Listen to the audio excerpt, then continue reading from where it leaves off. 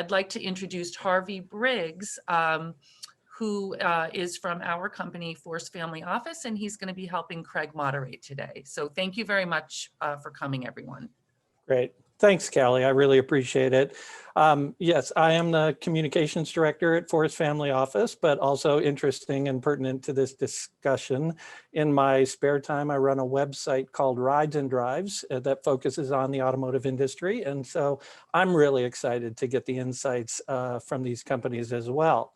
A little bit about Force Family Office. We're the largest community of deal-seeking family offices. We have a database of over 200,000 investors, and we put on all kinds of events. We have symposiums like this one. We do webinars, and when COVID is under control, we'll get back to some in-person luncheons, mixers, and that kind of things. We work to bring great deal flow and co-investment opportunities to the people in our network, and hopefully you'll join us in the future. Today, we're excited really to present this look into the future of electrification of the transportation industry through these number of conversations. And I'd really like to thank Brian Kramer and Craig Irwin from Roth Capital for their leadership and partnership in this. As Callie said, we do have 3 separate events, so stick around for all of them if you can. And without further ado, I'd really like to turn it over to Brian to give you a little bit of intro to Roth Capital. Great, thanks, Harvey. Yeah, good morning, everyone. This is Brian Kramer. I'm a managing director on Roth's sustainability banking team. First, want to thank my good friend, Steven Saltstein, and the entire Force Wealth team for co-sponsoring today's events. We look forward to more to come. Next, want to thank all the panelists, participating companies and investors for joining.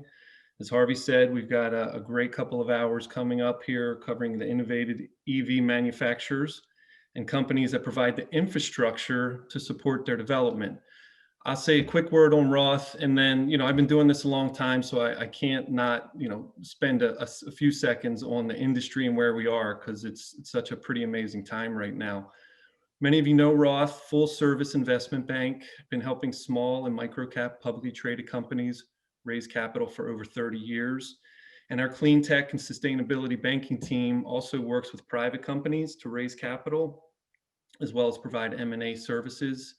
Our team includes 3 senior bankers and 3 senior research analysts, with many of us having been focused on sustainability for almost 2 decades. Now, just a quick couple anecdotes, if you guys will indulge me. If you can believe it, 10 years ago, Roth was actually raising capital for a tiny public company called Ecotality that was putting chargers across the country. Many of those assets are actually now owned by a company that's participating on the second panel today, Blink Charging. Around that same time, I remember visiting Steve Burns, who's on our first panel, now the CEO of Lordstown, when he was running a company called AMP Electric Vehicles that was converting SUVs to electric. We can go on and on about all the various companies that have come and gone over the past 20 plus years battling to bring EVs to commercial scale. Back then, there was significant interest in EVs, but prices kept demand low, and there wasn't enough capital to support production by these small startups. What a difference a decade makes. We're fortunate to have made it through these tough times now to the point where prices have dropped, demand has grown, and most importantly, why most of us are on this call today, there's significant capital that's being made available to support these companies like those presenting today. Just these companies presenting this morning represent billions of dollars that are being invested into the space to fill the void of limited EV options. So again, really excited, doing it 15 plus years, never seen as much interest in the space, and hopefully there's a nice runway here. So with that, I'll turn it over to Craig, Senior Research Analyst at Roth, who covers the EV space. Craig? Excellent, thanks, Brian. Morning, everyone. Thank you for joining us for this. When I went through the 1,300 plus people registered for the event, I was actually really surprised at how many of you I actually know and have dealt with over the last several years, as well as many of the members of the panel I've known from as long as 15 to 20 years ago. So, really excited about this subject. It's nice to see acceptance of EVs as a mainstream transportation technology for the future. So as you all know, my obligations as a research analyst have legal obligations. So I need to read the Roth disclosures because I do make recommendations on stocks. So Roth makes a market in shares of Arcimoto, Blink, Canoo, Electra Meccanica Vehicles Corp, and some others. And as such, makes buys and sells for customers both on a principal basis. Also, in the last 12 months, Roth has received compensation for investment banking services from Arcimoto, Electra Meccanica, and Blink Charging. And then within the last 12 months, Roth has co-managed or managed an offering for Arcimoto and Blink. With that, I'd like to say thank you to our panelists for joining. I'm excited about this subject. It's hard to escape that. I have some scripted questions that I wanted to ask you all, and maybe if we could go in the order from the slide. So first question I want to ask is, can you give us just a brief intro to your company? What's unique about your platform or approach? How should we look at you? If you want to start, I guess we can start with Steve, if you can take it away. Hey, Greg, thanks for having us. We are called Lordstown Motors. We're called that because we purchased a former GM plant in Lordstown, Ohio. A lot of people wonder where the name came from. We went public via a SPAC about 3 months ago, and we our goal is to be the first electric pickup truck to market. We start production in September. We cater to fleets. So within the pickup truck market, we kind of want to cut our teeth on fleets, and we've received over 80,000 pre-orders from fleets already for our first truck. Is called the Endurance. It kind of looks and feels like a conventional pickup truck. We have an innovation called hub motors, where I think we're going to be the first production vehicle to use hubs on each corner. So there's only 4 moving parts in the entire vehicle. And so I only bring up that specific just because it's, at this point, in the evolution of EVs, we're seeing pretty much the same things coming out from mostly Tesla, of course, who leads the way. And so we just kind of look at this as EV 2.0, right? We took a deep breath and said, okay, if we were starting from scratch today, given all the innovations, how would we make a vehicle? So that enabled us to get to market with a vehicle, an electric vehicle, priced the same as its internal combustion counterpart right out of the gate. And that's rare. Mostly we're used to seeing luxury pricing come out at first, and then you move downstream. But we're coming right out at a volume pricing because we're going right into volume production, because a lot of it's because we have this able-bodied factory. Excellent. Paul and Alex from Canoo, I guess before you guys take the mic, I should mention that this is one of the companies that I chose to initiate coverage on before the de-SPAC process.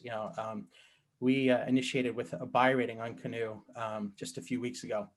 With that, Paul, can you give us a quick intro? Absolutely, and thank you for hosting us today, Craig. Great to be here. So Canoo is a mobility technology company that is based in Los Angeles, California. And we want to change the way that electric vehicles are designed, engineered, and manufactured. At the heart of our company, though, we have developed a multi-purpose technology platform that we call our skateboard. And by using this one single platform, we can accelerate the way that we innovate new products and bring them to market to our consumers. We can easily mount different types of cabins that enable us to target many different use cases in what we like to call our B2All strategy, which includes both B2B and also B2C. Our first consumer offering is our lifestyle vehicle. And this is a really cool product from a size perspective. It's about the same size as a Toyota Prius, but on the interior space, it has the interior size of a large SUV, so you can get up to 7 passengers on the inside. More recently, a couple of weeks ago, we announced our multi-purpose delivery vehicle. This is based off of feedback that we received as we raised our profile as a company going through our SPAC process. I think one of the parts that makes us very unique is that we own all of our IP, and technology is designed in-house by us. This includes the powertrain, the inverters, the motors, the battery management, the board net architecture, and also software. All of this is developed by a seasoned team of executives that has built over millions of vehicles over the course of their careers. And we'll be bringing these vehicles to the market, to consumers, both businesses and consumers, through direct sales and our unique subscription model, which is essentially a flexible leasing model that has no commitment or no down payment required. Cool, thank you. So next up is Todd Hines, XL Fleet. Todd, can you give us a quick intro? What's unique about XL? And your platform approach, because you guys are doing it different, and I like that.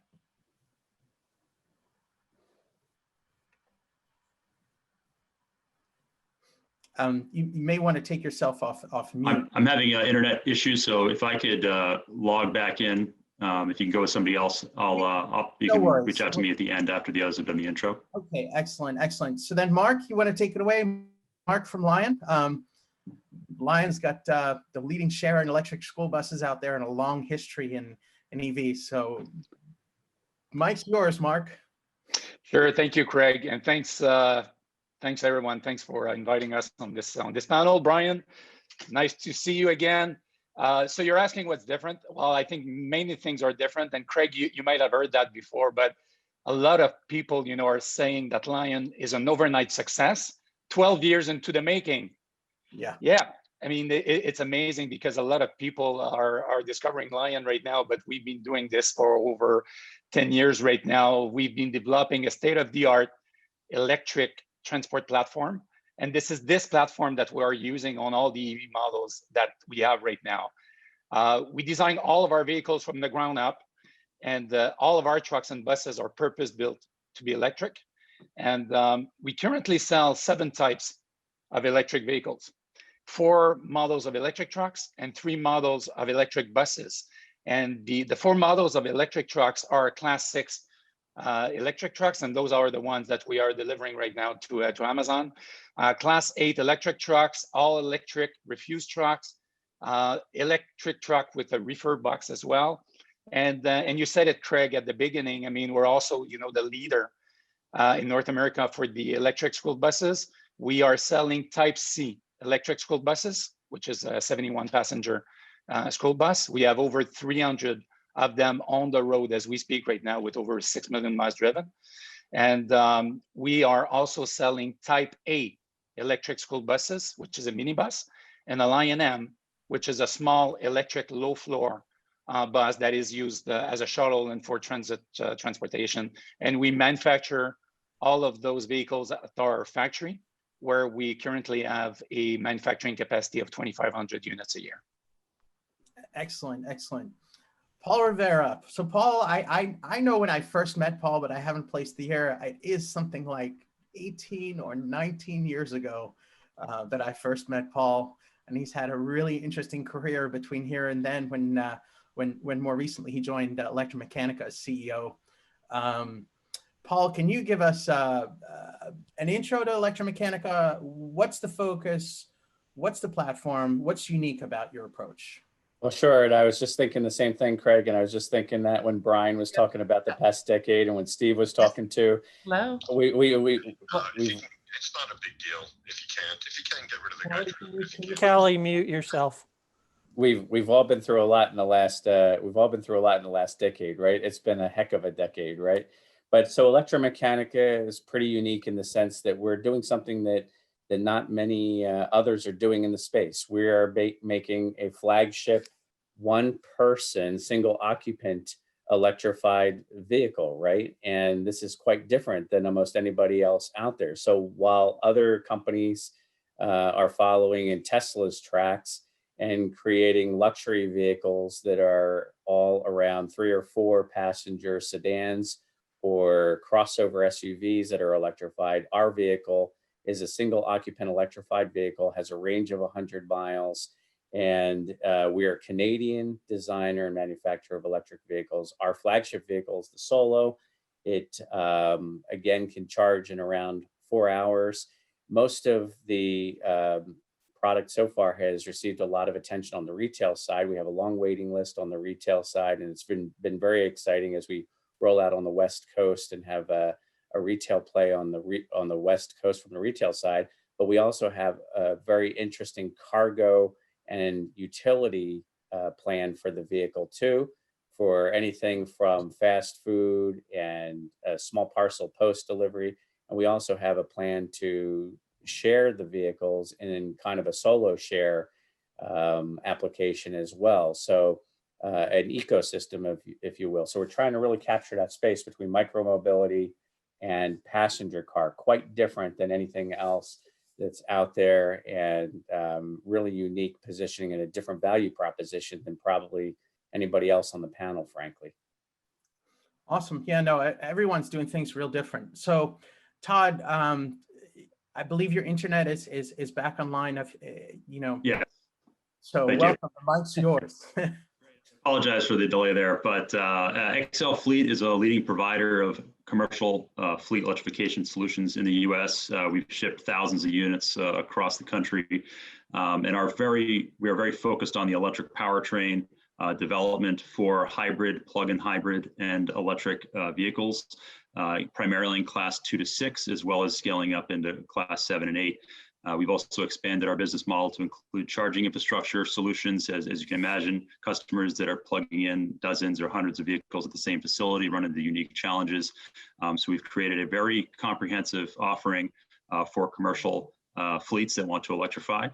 A unique angle that we've taken is working with existing vehicles these companies are already buying. Almost all of them are built in a 2-stage manufacturing process. And so we've enabled that second stage, the companies that are adding the body for the shuttle body, the box for the box truck, to add the electric powertrain as the vehicles are manufactured. So we work closely with Ford, GM, Isuzu, as well as other OEMs to bring a really broad offering to a market that is very segmented and fragmented. So you have a lot of different segments, especially as you get up above class 3, where there's demanding drive cycles. EVs won't work in the short term for many of these customers. So we have hybrid and plug-in hybrid where the demand cycle, the drive cycle is too demanding. And then we'll be bringing in all electric solutions where we see a good fit. We're also offering a comprehensive financing package, so you can really use this electrification as a service, which wraps up the vehicle, the charging infrastructure, the energy supply, and really provides a great, easy way for fleets to reduce their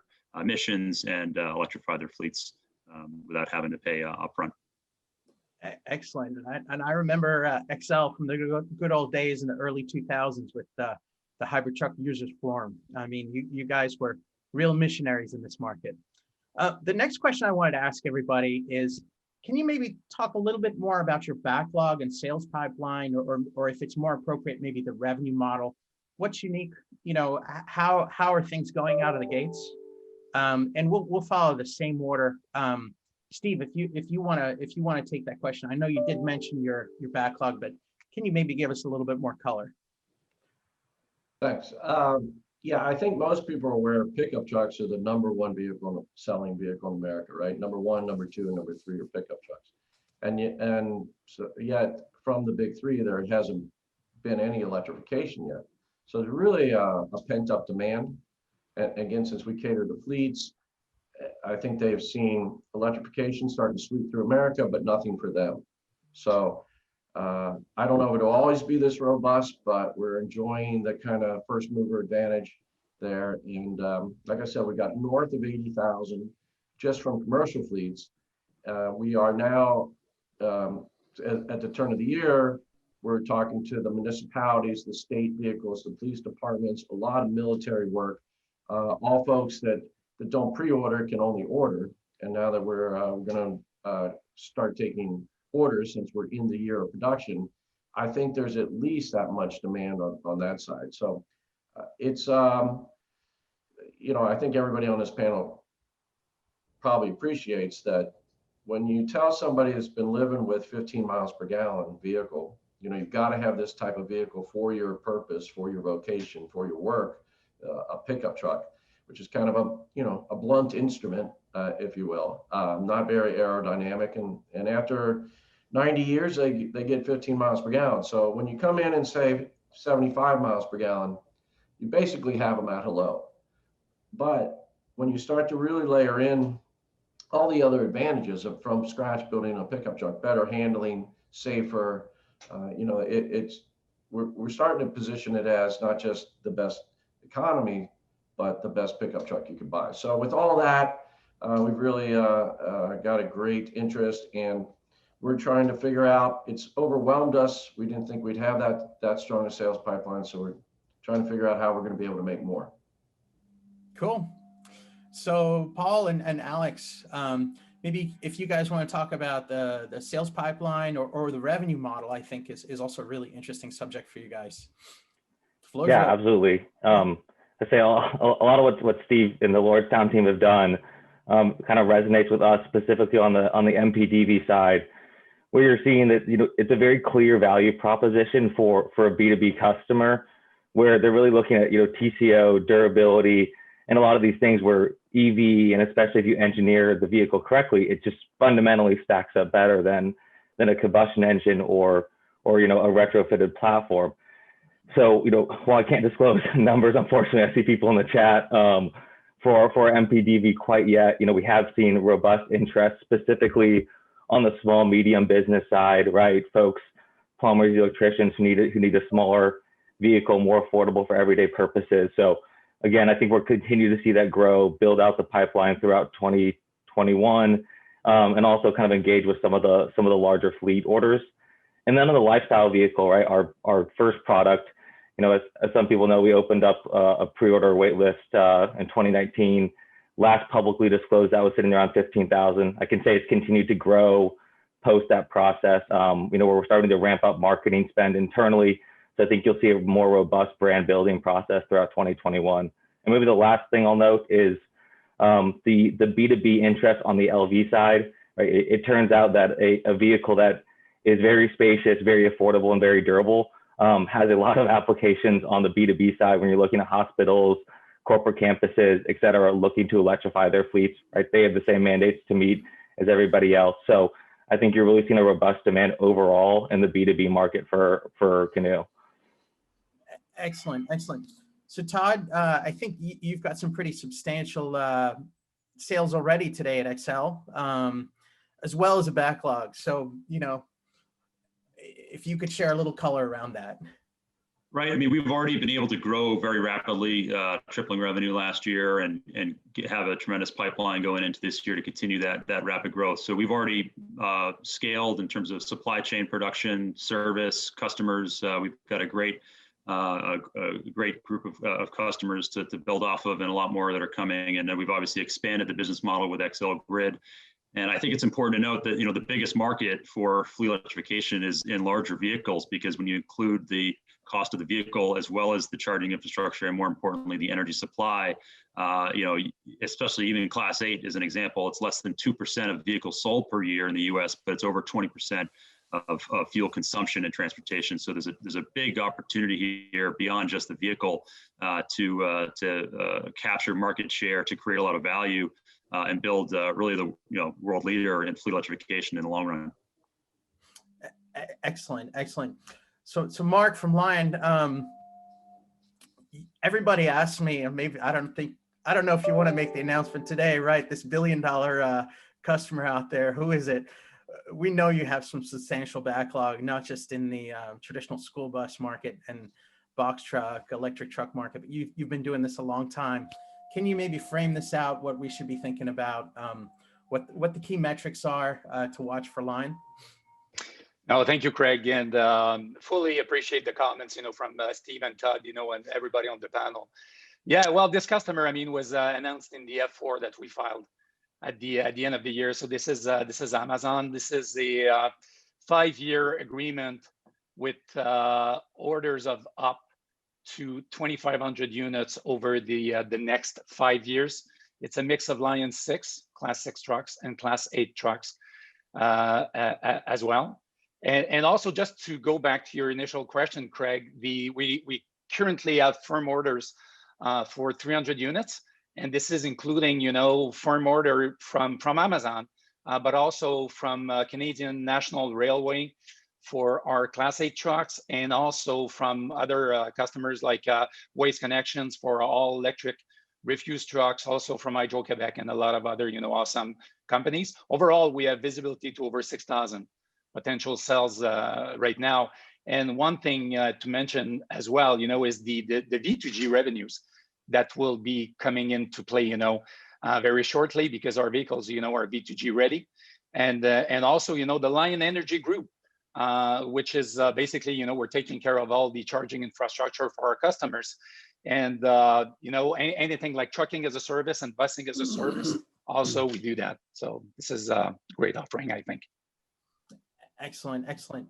Paul, Electra Meccanica's made some announcements out there about maybe some scope available from some customers and some backlog. I know you're a very conservative guy in the way you look at things. And it frustrates people. But Yeah, I'll tell you why. But I'll tell you why I'm conservative. I'm conservative because the pre-orders that we have, which are global and then nationwide, what we're doing is we're rolling out on the West Coast first, and we're rolling out in Arizona, and we're rolling out in Washington, and we're rolling out in Oregon, right?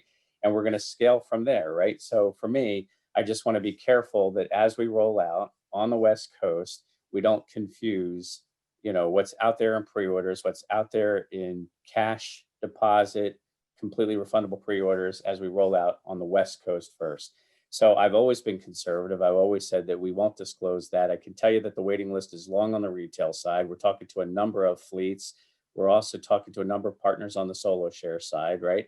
It's an exciting time for us. We're in the middle of choosing between the 2 finalist states for our US assembly operation as well, right? There's a real need for a vehicle that has, a single occupant. When you think about the waste that's there in a lot of cases for 3 empty seats, whether it's in commuting or going to the grocery store to do your daily activities or going to the gym or those kinds of things, or even in fleet applications for certain types of fleet applications, whether it's small parcel and post, or whether it's things like Geek Squad, or whether it's, things like Market Fresh or just delivery around town or those kinds of applications. There's absolutely a reason for our vehicle and a niche for our vehicle as well. But you're right, I'm conservative, and for that reason, we just don't get into talking about the numbers right now. And I know that frustrates a lot of people. Of course, and everybody knows I write about your stock, right? So, but can you maybe just clarify for us? You have people that have put money down, not just on the absolutely, but on the Tofino as well, which is that really cool roadster that looks a little bit like a Porsche 356, right? Yeah, and that's the other thing, right? I mean, I'm a car guy, and what I've said is that, for me, it's all about delivering against the plan, right? I mean, I want to get the Solo on the road and, of course, into production. We have the one facility that's in China. We'll put the Solo on the road first. We'll put the cargo version on the road. We have the evolution of the Solo, and then the U.S. facility that's gonna be primary goal. And then after that, we, I'm a car guy. We have the E-Roadster, and then I'm a car guy. I would like to put the Tofino on the road, but for me, first, it's Solo, then the greater aspiration. But yes, you're right. There's other things out there as well. Excellent. Thank you. So the title of the panel is about EV manufacturing. Some of you outsource, some of you own your own production. Can you maybe hit the positives of your own manufacturing model? Why does it work for you? Steve, I guess, how would you explain to people dialing in that don't know the history of the plant in Lordstown, and what this really brings to Lordstown Motors?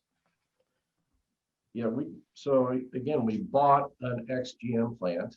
I think it was making Chevy Cruises, and it was making 427,000 cruises a year, right? So one of the highest production plants in the United States. And we've heard, I think everybody knows the story of, let's say, Tesla bought a plant in California from GM and Toyota and started from there, but that was gutted. Most plants are gutted when you buy them. We got it fully intact, right? So we have 2,000 robots, 4 giant stamping presses, complete paint, body, So everything you need to make vehicles, we are layering into that, but what we don't have is our batteries and our motors. So we have 800,000 square feet under roof for our battery pack, right? So kind of a gigafactory where we make our own pack. So we're kind of really vertically integrated. We feel we must control everything. because this is a volume, we're going for a volume game. So we don't make our first vehicle, except for the, the alphas and the betas and the pre-productions. We don't, the first day we're making an endurance every 6 minutes. So when you're going for that, everything, all that spend up front, and normally that's the billions that you always hear about. And that's true, by the way, but we were just fortunate to get a multi-billion-dollar factory that we don't have to build from scratch, that we have to just reconfigure.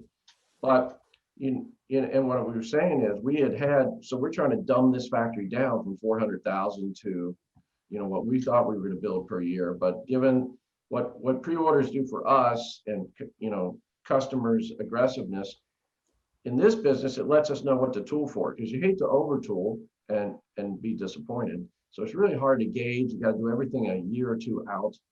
These are long-term plays. So we're trying to balance everything, but it is to have a 6.2 million square foot. Most people cannot fathom what 6 million square feet on a roof is.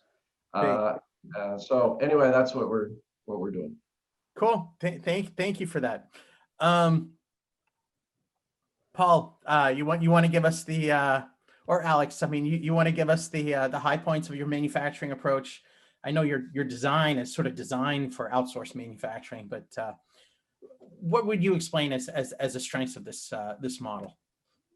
So for us, since day one, when the company was founded, we've been working with a contract manufacturer. And I think there's a lack of appreciation of how difficult it actually is to manufacture a vehicle. And we've seen some players out there have some challenges. So that's why we wanted to work with a company that has been doing this for many years to ensure that we're able to build a quality product. They were sitting over our shoulders, making sure that every component and our design and engineering can be produced at a high scale. So it's critical for us to be able to have them in there, especially as a younger company, to focus on our core competencies.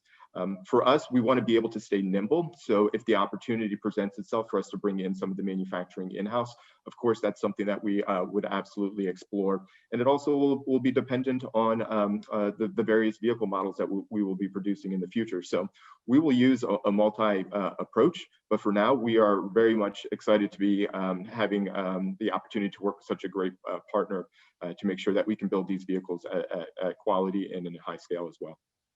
Excellent. So I know there's some speculation about who that is.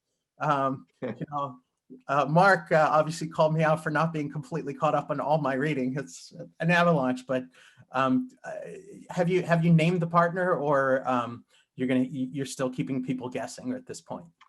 Yeah, we have not named the partner yet, but that's something that we hope to have announced this year as well. So, but unfortunately, I can't disclose at this time. I have to try. Yes. So Todd, you guys have been making things for decades, literally, right? At XL Fleet. Can you talk about your manufacturing strategy today and why you choose that? Because you do have options like everybody. Right. So we started production of our XL3 hybrid product in 2013. That was really the first entry into the market, and we started with that because batteries were still expensive, but it enabled us to establish our battery pack supply chain, motor supply chain, all the components of an electric powertrain, essentially. So as costs came down, as the bigger batteries came more cost effective, we introduced the plug-in hybrid, and we're introducing our electric products in 2022. We decided to use the upfitter network to produce these systems because they're already handling these vehicles. So our installation partners are already producing well over 100,000 vehicles per year. We already have a production capacity with them of about 6,000 units per year. And a key differentiator here is we have created a process that has very good quality control. We can do remote commissioning of these systems as they're getting installed in the vehicles, very, very detailed training and installation process. So we can essentially enable these existing facilities who are already building the vehicles, which most commercial fleets are already buying, to give them electrification options.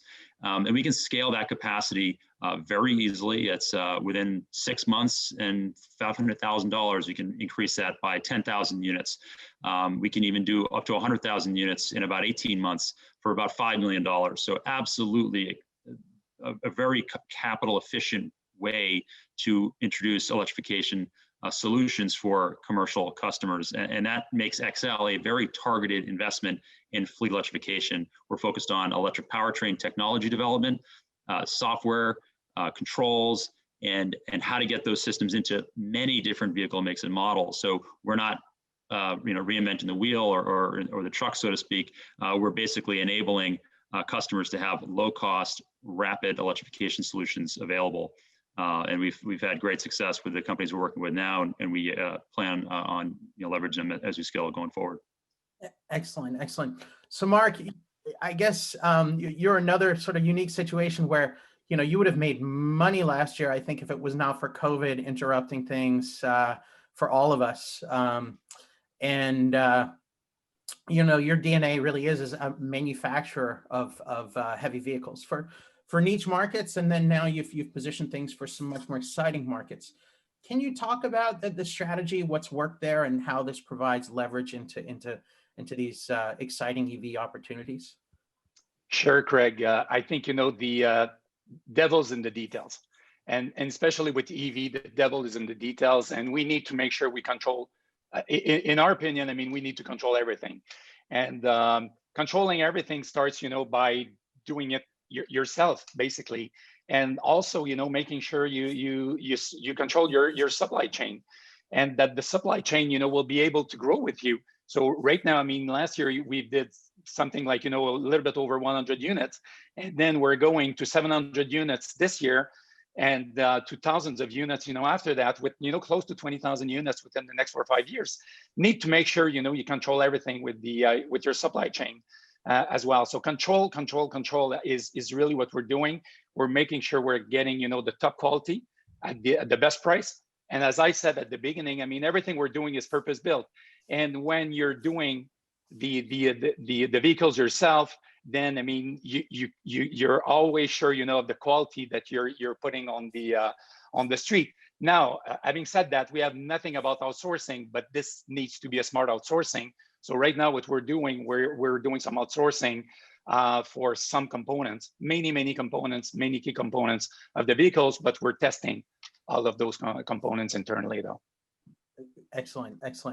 So the order of companies today was actually done intentionally. And, now we move on to Paul Rivera. So Paul has a really interesting perspective. Many of you will not know that he was president of Ricardo Americas. So he has actually advised automotive and other companies, dozens of them, over the last many years about their own manufacturing strategy. And Electra Meccanica actually does both. They're in the process of finalizing the site for their US manufacturing. Then they have a really solid relationship with Zhongshan in China. For those of you riding Harleys or, that follow Harley, actually very good chunk of the engines are made at Zhongshan and other components. So Paul, can you talk a little bit about why both? I mean, this is amazing. I see so many people getting polarized in one direction or the other. You're one of the most experienced people on this subject. What had you come to this conclusion?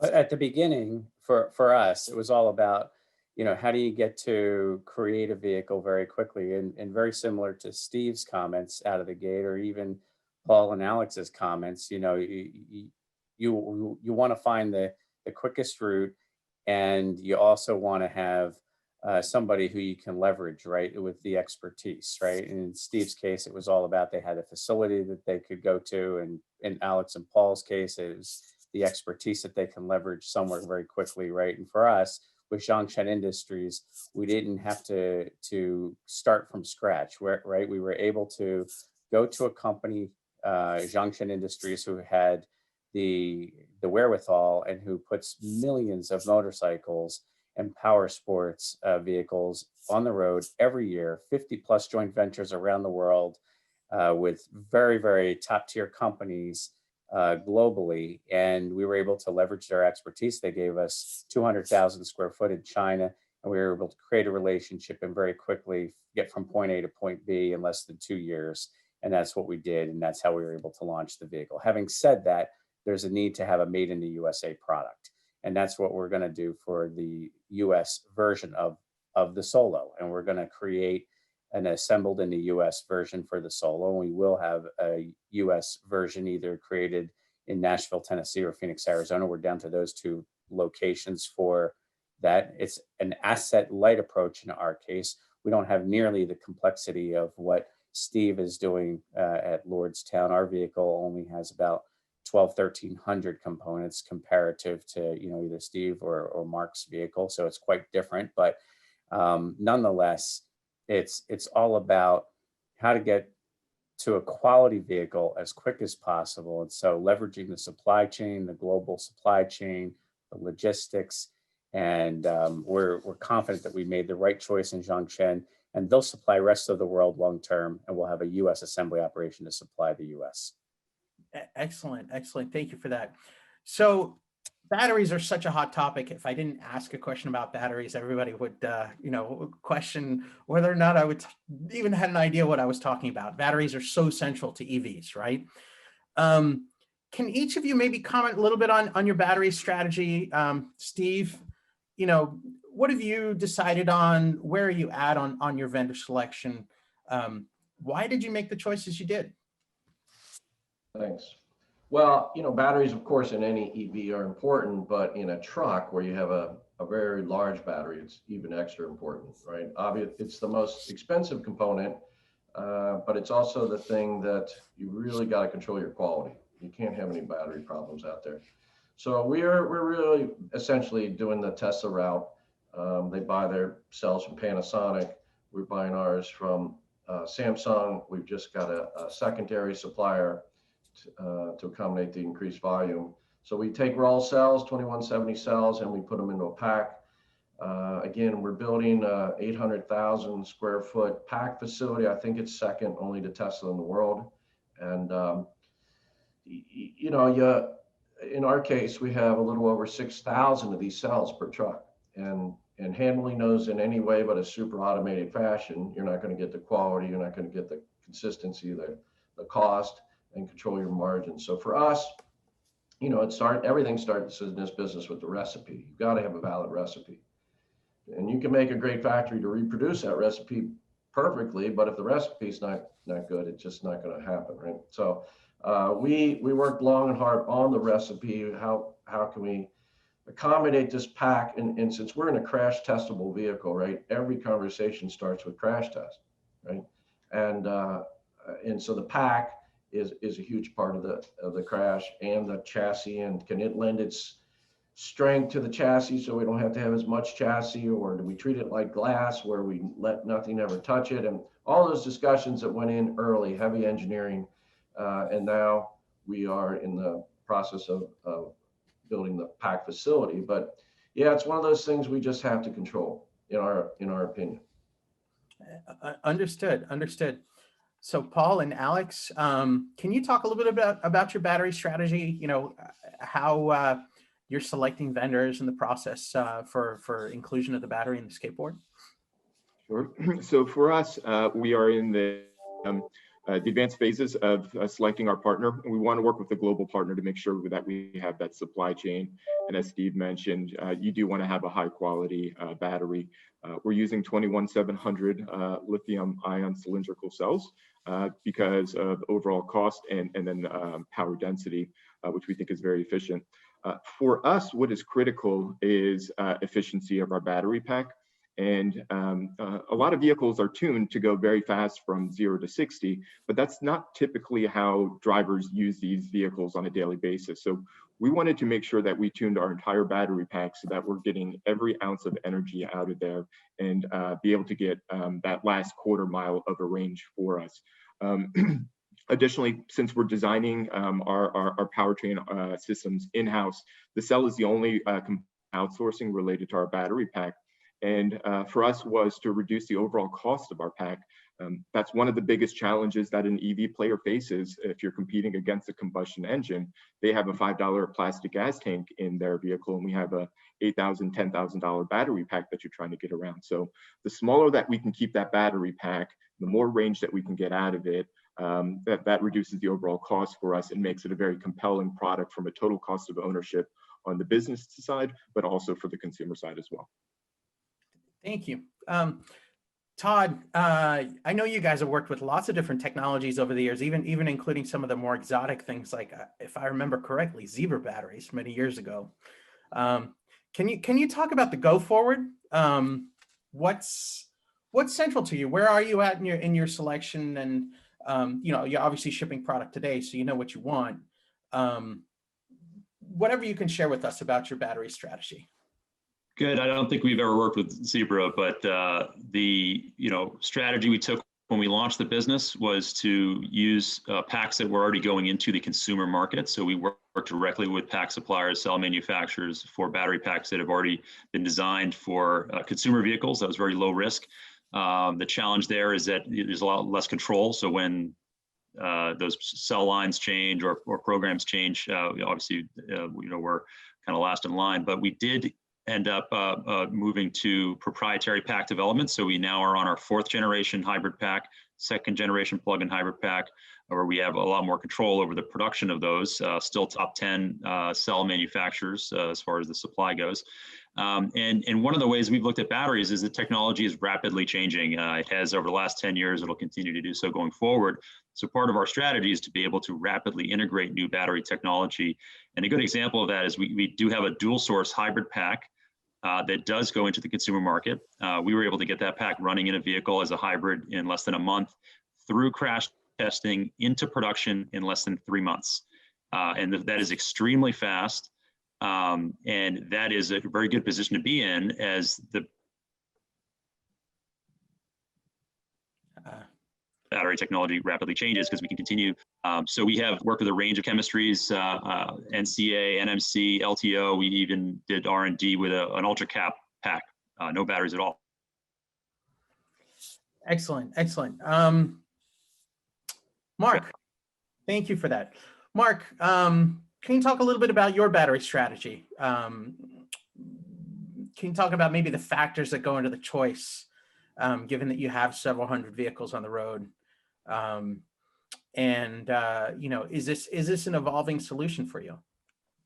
No, it is, Craig. And on one truck, there's from 200 kWh to over 500 kWh on the single truck. So that means a lot of kilowatt hours. I mean, obviously, overall. And I said it earlier, we always need to make sure we get the best quality at the lowest price. And for the batteries as well, we need the right form factor. And it's key, when you're looking at the weight balance on those trucks and buses as well. So we currently manufacture our own battery packs. We're starting with a module we're buying from a third party. This is LG Chem. And then we're building the pack using our own battery management system, the BMS, and also the BTMS, the thermal management system. And we also buy battery packs from BMW. We're using the BMW i3 400 volts battery pack that we're coupling to get to high voltage. And we also recently entered into a battery supply agreement with Romeo Power, and we will start using the Romeo batteries in 2021. All of that being said, we also announced that we will be opening our own battery factory within the next 2 years. And this is a 5 gigawatt hour battery plant. And this is for the manufacturing of our battery packs.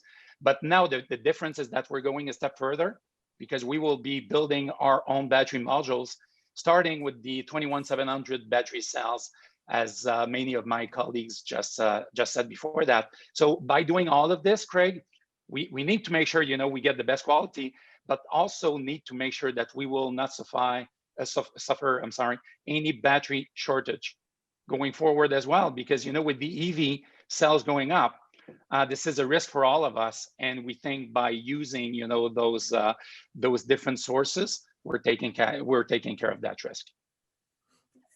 Excellent, excellent. So then, Paul, there's a lot of people out there working with Romeo, talking about Romeo. I'll ask this question delicately, but because I'm not sure precisely what's public, right? I've visited the supplier in China that I understand you're working with, and it's someone much, much larger than Romeo. That, let's just say, is hands down the world's largest volume pack producer in the world. And you never get fired for buying IBM, as an old maxim out there. you guys have taken what I would consider a very, very conservative approach. Can you maybe talk about the factors that went into going with the biggest producer in the world of battery packs, and how this has maybe worked for you? And is this also an evolving strategy right now that could be maybe altered or adjusted as you ramp greater volumes and then look at the Tofino manufacturing? Yeah, I mean, again, for us, I'd like to say we're fast followers in this, right? I mean, we've right now we're using 18650 cells, but similar to a lot of the people on the panel, we're going to go to we're looking at 21700 cells. What probably a lot of people don't realize on the panel is right now our vehicle is 144 volts, right? So it's quite different than the higher voltages that everybody else has out there. Now, the next evolution of the vehicle is a 400 volt vehicle, so we will be moving to more of a common off-the-shelf battery pack. So I think to say that, you know, we're fast followers in the space. We are, having said that though, we're looking at different chemistries just like everybody else. We're looking at solid state. We're looking at, you know, what else is out there. We want to make sure that we keep up with the times and we keep evolving in the space as well. And we're, just like Mark said, we're very concerned about what does the supply chain look like in the future, right? And the availability of everything. But for us, it's all about just making sure that we're positioned for supply and the demand that's out there in the future, right? And that's the biggest thing for us, Greg. Excellent, excellent. And then before I go into a lightning round for the last question, I'll ask everyone to keep it to 30 seconds. I would say we have 1,000 people on the line. Please reach out to the investor relations contacts of each of these companies, clients of Roth, friends of mine on the buy side or in private equity. Feel free to email me with questions or follow up after the event. With that, subsidies, love them, hate them. What do you think? Please, 30 seconds if you can. It's a tough one, Steve. You can head it off. You know, I like a subsidy with a sunset. You know, it doesn't go on forever. It greases the skids, does its job to accelerate, and then by the time you reach certain volumes, you know, it should be self-sustaining and you don't need a subsidy anymore. So like the $7,500 federal tax credit up to 200,000 vehicles. I like a metric where it goes away. So, you know, in our case, a fleet and maybe a consumer too doesn't want to buy a vehicle and they can only afford it because of subsidies, and they fall in love with it and the subsidies go when they can't afford it anymore. So yeah, I think it's a tricky balance, but I think, you know, we all know what our government puts into subsidizing gas, right? So I think it's appropriate to wean us off gas. They help a little. Excellent, excellent. So it seems like you like the structure we have today, which is good. Paul, what are your thoughts? Any big difference of opinion with Steve? Or I can take this one for Canoo. I think as to the future, if anyone on the panel has a crystal ball, that would be great. Look, I think the incoming administration probably bodes well as some of the latter things from a macroeconomic standpoint that happen globally, right? And it's not only about subsidies, it's about a lot of the mandates that are being issued by governments and regulatory bodies that are probably more important than the subsidies at this point. I mean, that being said, to Steve's point, yeah, they are nice. You can't rely on them long term, but you know, as the battery prices will come down, right? The EV industry is still relatively nascent. As it grows in size, right? Economies of scale will kick in. So, you know, I think that the measures, you know, are appropriate. What happens then with the next 3-4 years, if anything, I think get expanded under the current administration. But you know, that's just my opinion. Thank you, Todd. What are your thoughts? The vast majority of our sales have not relied on any subsidies, so I think we're in a great position to take advantage of the subsidies that are coming. There's obviously a lot coming through the VW program. That money's just starting at the market this year or last year going forward. But there'll be a lot of incentives coming from the government at multiple levels, even utilities that are starting to put out incentives. So I think you'll see state, utility, federal, and you know, we're in a great position to take advantage of those. Excellent, excellent. And Mark, Lion has good exposure up in Canada as well. So, you know, if there's something unique about the Canadian market you want to share with us, that would be useful as well. Yeah, absolutely, Craig. You know, nobody can be against subsidies, right? It's but the great news, as Todd just said, though, is that the total cost of ownership of everything we're selling right now works very well without any subsidies. So we don't rely on subsidies, but who could be against, free money? Because there's always, additional cost to going electric at the beginning, and then those costs, will be recouped within the next couple of years. So subsidies right now are great, but we will not need them anymore within the next few years. Excellent. Paul, love them, hate them. What do you think?